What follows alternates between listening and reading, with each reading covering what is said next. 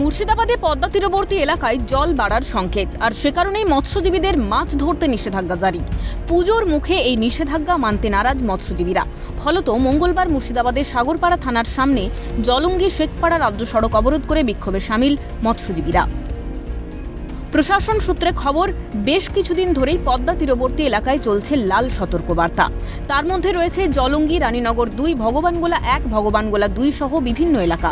সেই কারণেই মূলত জলঙ্গি ব্লকের সাগরপাড়া থানার সিংপাড়া বিএসএফ ক্যাম্পের পক্ষ থেকে জলে নামতে দেওয়া হচ্ছে না মৎস্যজীবীদের।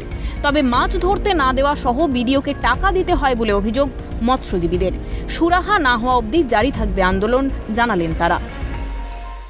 আমাদের মাছ ধরা কার্ড তৈরি করতে গেলে বিডিও যেতে হয়। বিডিও গেলে পরে 100 টাকা বিডিও সই করতে আমাদের কার্ডে নেয়। এটা কি বিষয় নেয় আমরা তদন্ত করেছি, এখনো বলেনি। আচ্ছা, সে একটা কারণ। আবার আজ 3 দিন থেকে আমাদের নামতে দেয় না, আরও 5 দিন থেকে নামতে দেবে না। এটা বিএসএফ নামতে দেয় না।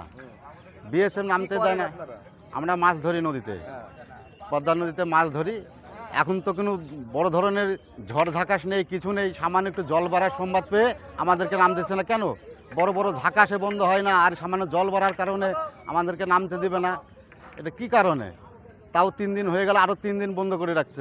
তার জন্যে আমরা আবার অন্য জায়গায় মমতার যে রাজ্য সরকারের যে কার্ডটা দিয়েছে সেই কার্ডটা অ্যালাউ করে নামতে দেয়, আমাদের এই জায়গাটা অ্যালাউ করে না। আমাদের বিডিও গিয়ে বানাতে হয় কার্ড, 100 টাকা বিডিওকে ঘুষ দিয়ে বানাতে হয়।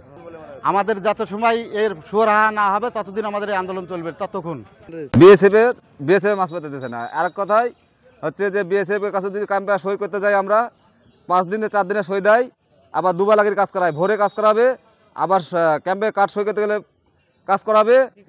ওই আপনার হচ্ছে মাঠে ঘাস ঝুড়ি নেবে, তারপরে বলবে যে পায়খানা পরিষ্কার করি আইগা, তারপরে বলবে তোর যেখানে খুশি সেখানে যা, আমাদের কোনো কাউকে আটকানি ক্ষমতা নাই। একই সাইডে গ্রামে আপনার ছবি টবি কিছু লাগে না, মাছ মারতে চলে যায়। অথচ আমাদের এই জামালপুর ক্যাম্প নামতে দেয় না। না, আমাদের কাছে এখনো কেউ আসেনি।